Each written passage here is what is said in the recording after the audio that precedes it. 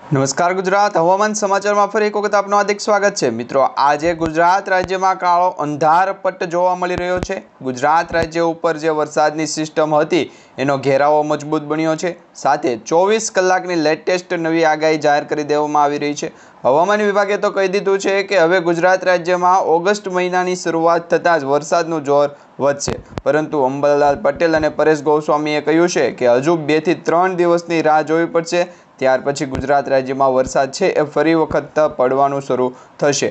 આ સાથે ગુજરાત રાજ્યમાં જે વરસાદની આગાહી હતી એ પણ તમને જણાવીશું અને આગામી 3 કલાક ગુજરાત રાજ્ય માટે કયા જિલ્લાઓની અંદર અતિ ભારે રહેવાની છે એના વિશેની પણ આગાહી અને માહિતી જણાવીશું મિત્રો। સાથે ગુજરાત રાજ્ય ઉપર અત્યારે કેટલી સિસ્ટમ એક્ટિવ થઈ છે અત્યારે તો મિત્રો કહેવામાં આવી રહ્યું છે કે ગુજરાત રાજ્ય ઉપર અત્યારે વરસાદનું જોર છે એ ઘટશે, પરંતુ અમુક જિલ્લાઓની અંદર છે એ વરસાદના કારણે જે છે એ પૂરની પણ પરિસ્થિતિ સર્જાઈ શકે એવી આગાહી અત્યારે કરવામાં આવી રહી છે। ખાસ કરી કચ્છ લાગુના વિસ્તાર, ઉત્તર ગુજરાત, મધ્ય ગુજરાત અને સૌરાષ્ટ્રના દક્ષિણી ભાગના જે જિલ્લાઓ છે એ જિલ્લાઓની અંદર વાતાવરણની અંદર ક્લાઇમેટ ચેન્જની અસર જોવા મળી રહી છે અને વાતાવરણ પલટાણું હોય એ પ્રકારની માહિતી પણ મળી રહી છે।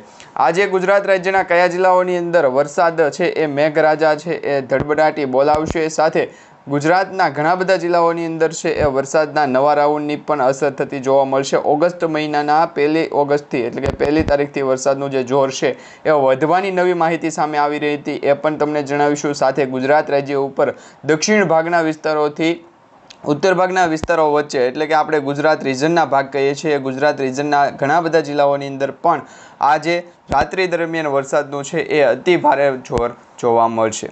સાથે પવનની ગતિ પણ અત્યારે સામાન્ય કરતાં 10 કિલોમીટર પ્રતિ કલાકની ઝડપ વધારે છે, જેમાં અત્યારે 20 કિલોમીટર પ્રતિ કલાકની ઝડપથી લઈ અને 40 કિલોમીટર પ્રતિ કલાકની ઝડપે અમુક જિલ્લાઓની અંદર પવનો પણ ફૂંકાઈ રહ્યા છે, સારામાં સારો વરસાદ પણ પડી રહ્યો છે। તો મિત્રો આજે દરેક આગાહી અને દરેક માહિતી તમને જણાવીએ પહેલાં જો તમે અમારી ટોટલ માહિતી યુટ્યુબ ચેનલ પર નવા છો તો ખાસ કરીને અમારી આ યુટ્યુબ ચેનલને સબસ્ક્રાઈબ કરી લેજો અને જે પણ મિત્રો આ વિડીયોને છે એ અંત સુધી જોવે છે એમને ખાસ વિનંતી છે કે તમારા દરેક મિત્રો સુધી આજનો વિડીયો શેર કરી દેજો, જેથી કરી એમના જિલ્લાની અંદર માહિતી છે એ પહોંચી જાય કે વરસાદ છે એ કઈ તારીખે પડવાનો છે। અને ખાસ તમારા જિલ્લાની અંદર અત્યારે વરસાદ ચાલુ છે કે બંધ છે એ નીચે કમેન્ટ બોક્સમાં પણ જણાવી દેજો, જેથી કરી આપણી બીજા મિત્રોને પણ માહિતી છે એ પહોંચાડી શકીએ। તો આજના વિડીયોની શરૂઆત કરીએ તો ગુજરાતમાં અત્યારે છે એ તમે જોઈ શકો છો એ પ્રમાણે અરબ સાગરની અંદર એક લો પ્રેશરવાળી સિસ્ટમ બનતી જોવા મળી રહી છે, પરંતુ આ સિસ્ટમ નબળી છે। જે મિત્રો બંગાળની ખાડીમાં લો પ્રેશર સિસ્ટમ બનતું હોય અને એ વેલમાર્કની અંદર પરિવર્તન થતું હોય એ સિસ્ટમ મજબૂત હોય છે, એના કારણે ઉત્તર ગુજરાત, દક્ષિણ ગુજરાત અને મધ્ય ગુજરાતના ભાગની અંદર છે વરસાદ સારો પડતો હોય, પરંતુ અરબ સાગરની લો પ્રેશર સિસ્ટમ છે એ મજબૂત નથી બનતી। નબળી હોવાના કારણે દક્ષિણ ગુજરાતથી સૌરાષ્ટ્ર સુધીના ભાગ સુધી છે એ વરસાદ નથી પહોંચી શકતો, જેના કારણે સૌરાષ્ટ્ર અને કચ્છના જિલ્લાઓની અંદર અત્યારે છે એ વરસાદ જોવા નથી મળતો। બાકી જોવા જઈએ તો મિત્રો વરસાદની જે સિસ્ટમ છે એ સિસ્ટમનો ટ્રફ લાઇન પણ છે એ નક્કી થતો હોય છે। ટ્રફ લાઇનની અંદર મોન્સૂન ટ્રફ ખાસ કરીને અસર પહોંચાડી શકે, કારણ કે આપણે જોઈએ તો અત્યારે તમારા સ્ક્રીન ઉપર તમે જોઈ શકો છો અત્યારે આપણે આ મોન્સૂન ટ્રફ જોયો છે, એમાં પ્રેશર અને ટેમ્પરેચરના કારણે ગુજરાત રાજ્ય ઉપર અત્યારે શું અસર થઈ રહી છે। ખાસ કરીને અત્યારે ગુજરાત રાજ્ય ઉપર એક ટ્રફ લાઇનની અસર છે જોવા મળી રહી છે। એ ટ્રફ લાઇન છે સતત અરબ સાગરના દરિયાકાંઠામાંથી ગુજરાત તરફ આવશે અને ત્યાંથી મધ્ય ભારત તરફ થઈ અને બંગાળની ખાડીમાં આ ટ્રફ લાઇનની છે એ અસર જોવા મળશે। એમાં સૌરાષ્ટ્રના દરિયાકાંઠાના જે જિલ્લાઓ છે જેમાં જૂનાગઢ, વેરાવળ, ગીર સોમનાથ, ઉના, પોરબંદર આ જિલ્લાઓની અંદર વરસાદ અત્યારે છે ધીમી ધારે અથવા તો ઝાપટા સ્વરૂપે પડતો જોવા મળી રહ્યો છે।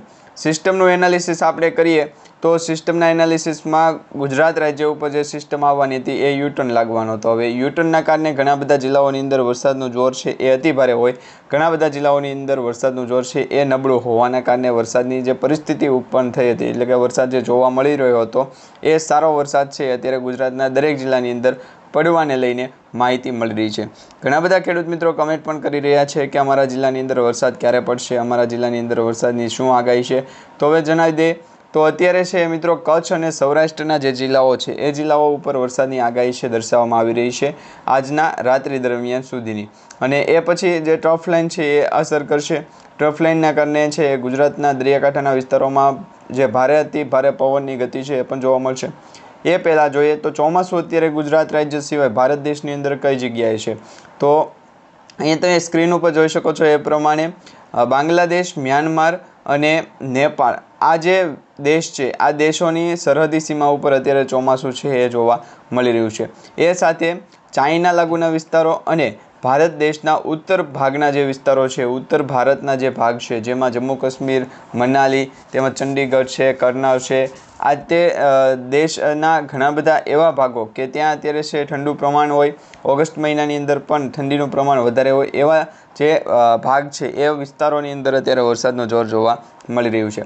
બાકી જોઈએ તો મધ્ય ભારતમાં છે એ અમુક રાજ્યોની અંદર વરસાદ છે એ પડી રહ્યો છે, જેમાં 2 થી 3 રાજ્યો છે. એક તો નાગપુર છે, તેમજ જબલપુર છે અને ભોપાલ છે, આ સાથે કોરબા છે, રાયપુર છે અને ઘણા બધા એવા કે જે પશ્ચિમી ભારતના ભાગ હોય, જેમાં મુંબઈ, મહારાષ્ટ્ર બોર્ડર લાગુના વિસ્તાર છે, રત્નાગીરી છે, આ જિલ્લાઓની અંદર રાજ્યોની અંદર છે વરસાદ સારામાં સારો પડી રહ્યો છે.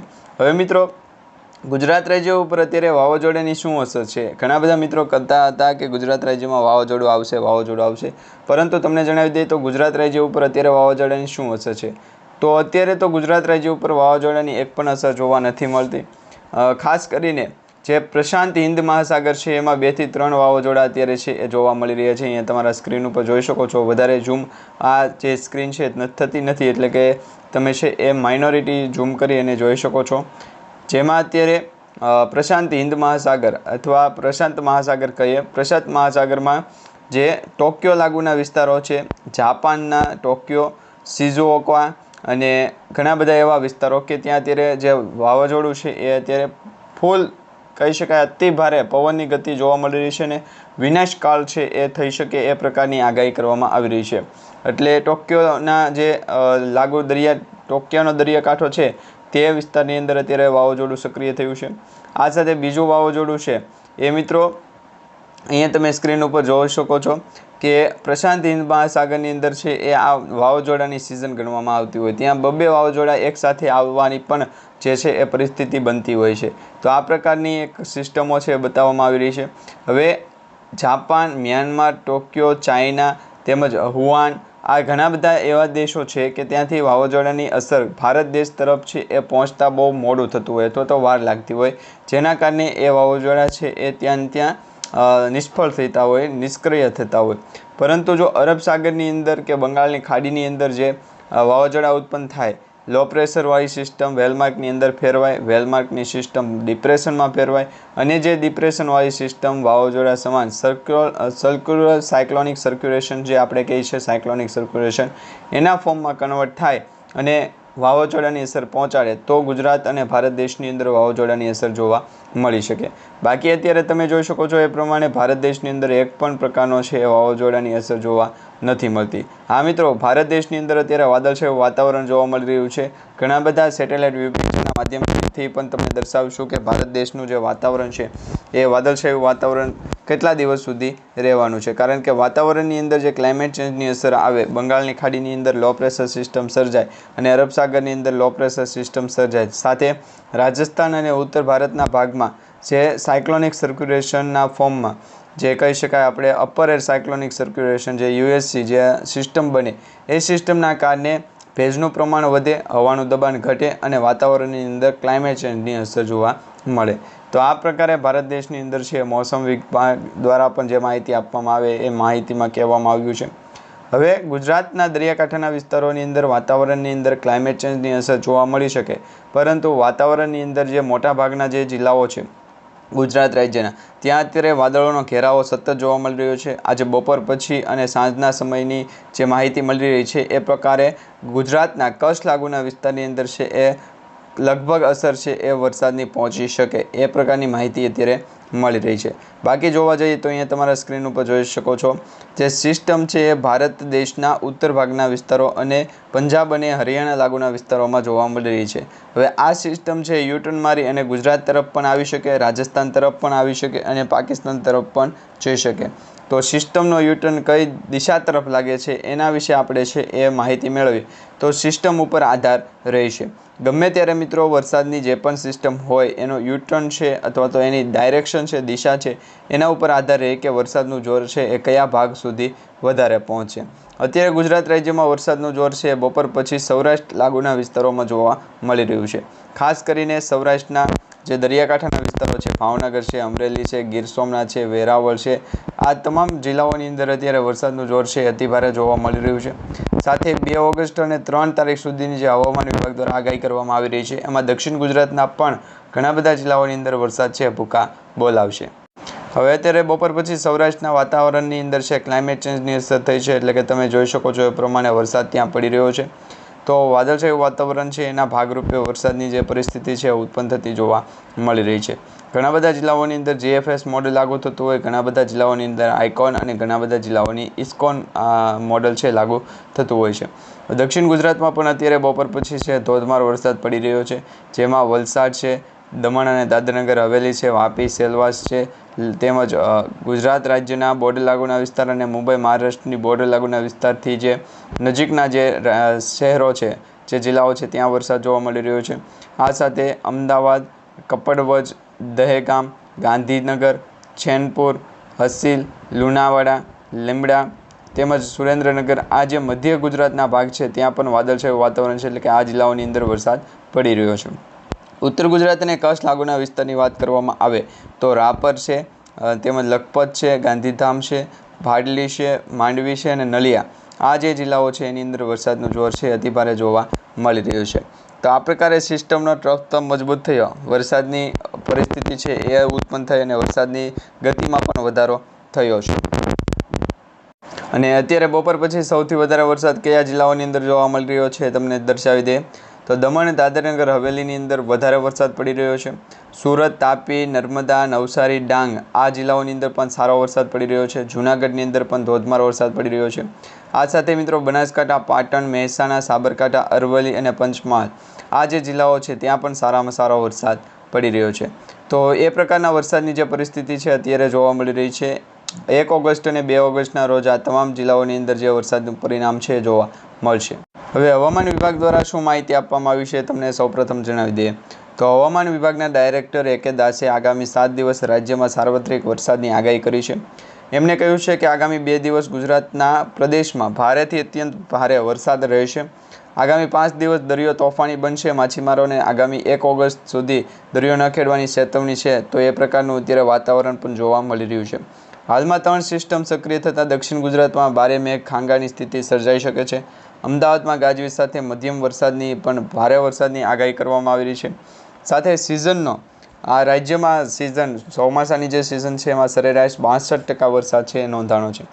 અત્યારે રાજ્યમાં સિઝનનો સરેરાશ 62.44% વરસાદ વરસી ચૂક્યો છે, જેમાં સૌરાષ્ટ્રમાં આ સિઝનનો 55% વરસાદ વરસ્યો, જ્યારે કચ્છ ઝોનમાં સિઝનનો 64% વરસાદ નોંધાણો, દક્ષિણ ગુજરાતમાં સરેરાશ 65% વરસાદ નોંધાણો અને ઉત્તર ગુજરાતમાં સરેરાશ છે એ 65.17% વરસાદ વરસી ચૂક્યો છે.